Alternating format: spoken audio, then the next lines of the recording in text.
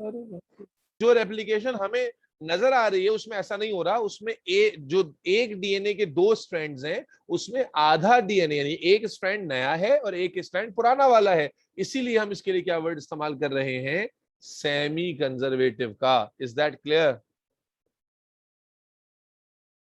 Yes sir. Nimra कोई मसला तो नहीं है, मुझे अभी बता दो। नहीं सर।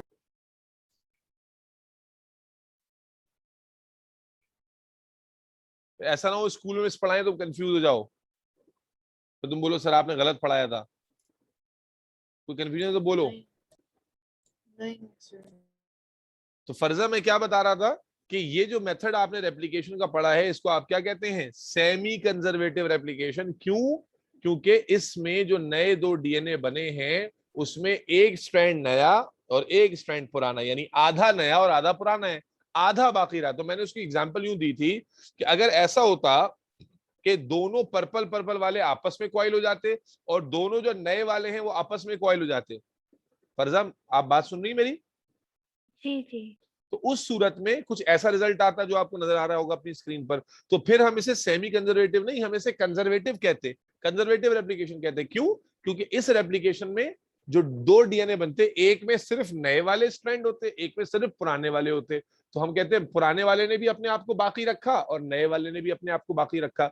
लेकिन यहां जो हमें रेप्लिकेशन नजर आ रही है उसमें एक स्ट्रैंड नया और एक स्ट्रैंड पुराना है, तो हम कहते हैं आधा नया बाकी रहा आधा पुराना बाकी रहा, इसीलिए इस रेप्लिकेशन को सेमी कंजर्वेटिव रेप्लिकेशन का नाम दिया गया है। Any questions? No sir. जी फरजा? नहीं सर। ओके। अच्छा, सही है, डायग्राम मैंने बनाई नहीं है तो नोट्स में है नोट्स में बिल्कुल है डायग्राम। या मैं आप स्क्रीनशॉट्स ले लूं?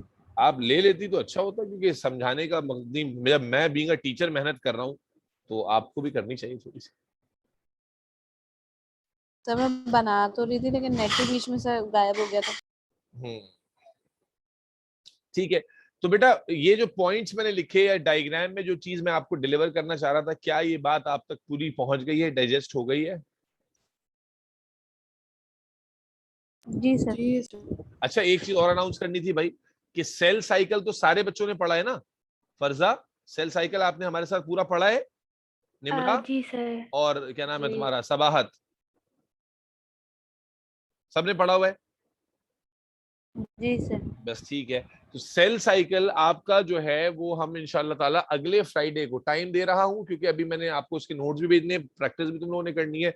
सेल साइकिल जिसका थोड़ा कच्चा हो गया वो मुझसे रिकॉर्डिंग्स भी ले सकता है, ताकि वो सेल साइकिल का चैप्टर नंबर 5 सेल साइकिल का जुमरात को, जुमरात कह रहा हूँ, थर्सडे फ्राइडे को, यानी कमिंग फ्राइडे को हमारा टेस्ट होगा, पहला टेस्ट होगा आपके इस सेशन का। और अब टेस्ट का भी शेड्यूल आपको बताना था मैंने।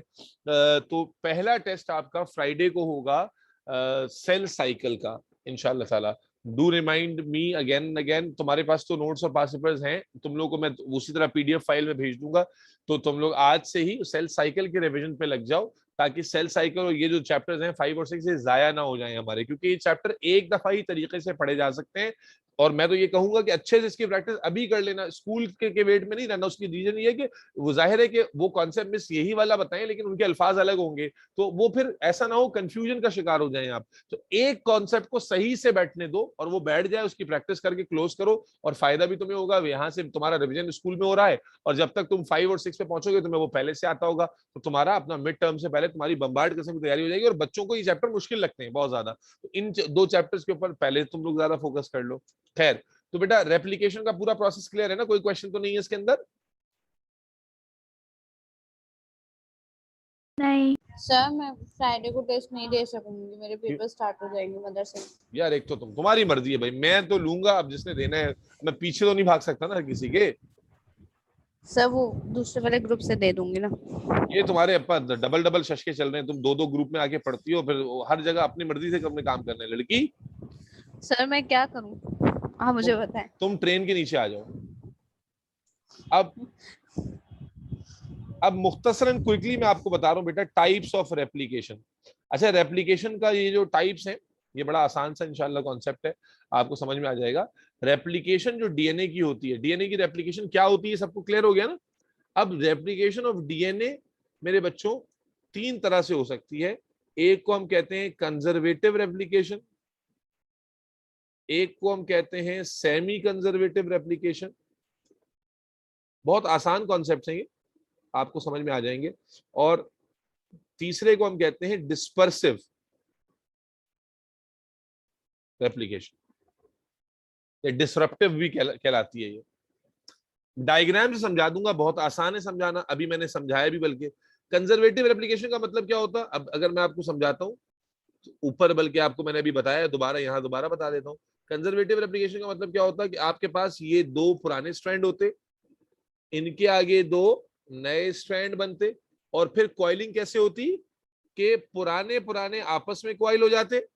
कैसे कॉइलिंग होती बेटा, कि पुराने पुराने आपस में कॉइल हो जाते और नए वाले आपस में कॉइल हो जाते, जो नए बने, क्योंकि बने तो सेम ही है ना दोनों, बस कॉइलिंग का डिफरेंस होता कि बजाय इसके कि नया पुराने से कॉइल हो, पुराना पुराने से वापस कॉइल हो जाता, नया नया से। तो इसमें क्या हमने कहा था कि पुराना डीएनए भी पूरा बाकी रहा और नया डीएनए भी पूरा बाकी रहा। Is that clear? This type is called conservative. Semi conservative आपने अभी देख लिया क्या होता है। सेमी कंजर्वेटिव में क्या गेम थी कि हमारे पास ये दो पुराने स्ट्रैंड थे, इनके आगे नए स्ट्रैंड बने, और फिर जब कॉइलिंग की बारी आई तो हमने क्या देखा कि एक नया स्ट्रैंड पुराने वाले स्ट्रैंड के साथ क्या हो गया, कॉइल हो गया। ठीक है ना। तो हमने कहा भाई इसमें आधा आधा डीएनए बाकी रहा, आधा नया बाकी रहा, आधा पुराना बाकी रहा। Dispersive on the other hand क्या होती है उसको देखें।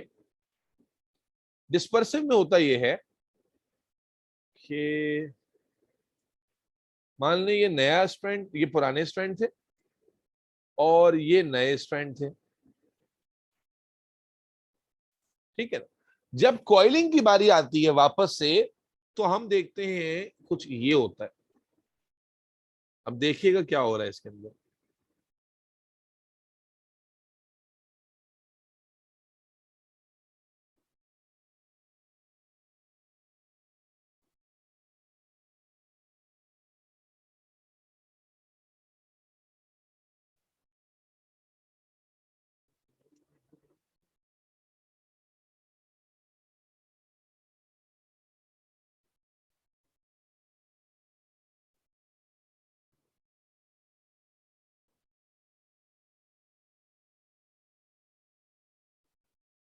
मेरी डायग्राम से अगर आप कुछ कंक्लूजन निकाल पाए तो कमाल हो जाएगा।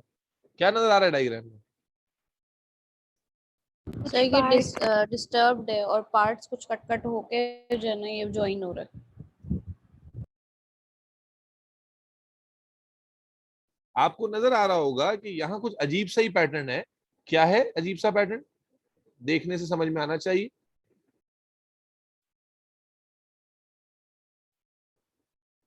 कि डीएनए ना कंजर्वेटिव की तरह पूरा नया एक तरफ, पूरा पुराना एक तरफ है, ना सेमी की तरह आधा और आधा, बल्कि आप देखें कि एक स्ट्रैंड के अंदर ही पीसेस ऑफ न्यू और old segments, pieces of new और ओल्ड सेगमेंट जो हैं वो एक स्ट्रैंड को बनाने में पार्टिसिपेट कर रहे हैं। यानी पूरा ये हाइब्रिड डीएनए हो चुका है। इस डीएनए में ना कोई पुराना ना, बल्कि ये मिक्स हो गया है।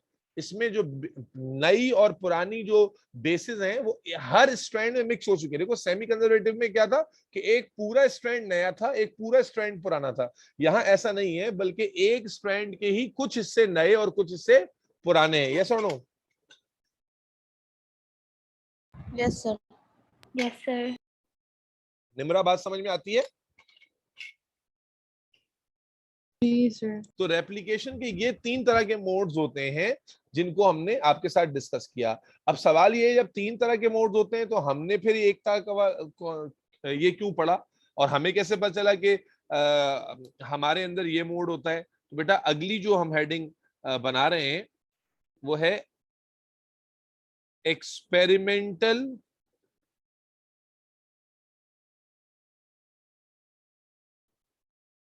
एविडेंस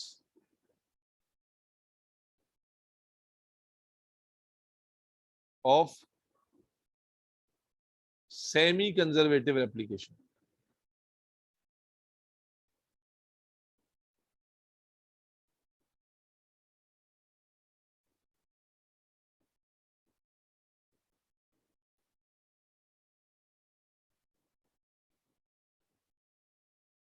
रेप्लिकेशन तो मल्टीपल मोड्स की हो सकती है, तो हमारे अंदर सेमी कंजर्वेटिव ही कैसे हो रही है, ये कैसे पता लगा? इसके लिए एक्सपेरिमेंटल एविडेंस क्या है, कुछ है भी या नहीं, तो इसकी बात करेंगे। अच्छा मेरे बच्चे, इस टॉपिक का पूरा लेक्चर हमारे YouTube चैनल पे मौजूद है, experimental evidence of semi conservative replication. तो आई वुड रिक्वेस्ट कि कल की क्लास से पहले आप उसे कम से कम टाइम निकाल कर एक बार देख लें। और मैं हालांकि उस पर बेस नहीं करूंगा पूरा, लेकिन मुझे आगे कनेक्ट करना है अगले टॉपिक से, तो उसको उस बात को ध्यान में रखते हुए, क्योंकि ये एक एक्सपेरिमेंट है जिसको समझाने में टाइम लगेगा, तो अल्टीमेटली अगर आप पहले से देखा हुआ होगा आपने, तो आई विल रिव्यू दैट, आप पार्टिसिपेट करेंगे तो हाफ टाइम में वो चीज हो जाएगी और फिर हम नए टॉपिक पर अपने आप को कनेक्ट कर पाएंगे। तो I would highly urge all of you कि आप चैनल पे हैं ना तीनों के तीनों? जी yes sir. You can search this video of semi-conservative replication, experimental evidence of semi-conservative replication, and आप उसको क्विकली 1.5x पर सुन सकते हैं। छोटा सा एक्सपेरिमेंट है बट डिटेल में समझना जरूरी है, क्योंकि इसके ऊपर एमसीक्यू आते हैं। मैं कल की क्लास में इसको यहां से दोबारा रिव्यू जरूर करूंगा, छोड़ूंगा नहीं इसके ऊपर, कि आपको अगर उसमें कोई मसला होगा समझने में तो ऐसा ना हो कि वो फिर मसला रह जाए। तो क्विकली उसको रिव्यू करूंगा और उसके बाद हम आरएनए के ऊपर बात शुरू करेंगे। अच्छा एक चीज और, इस चैप्टर के नोट्स में भेजूंगा, तो उसमें एक टॉपिक है लीडिंग और लैगिंग स्ट्रैंड का, वो आपको नहीं पढ़ना है।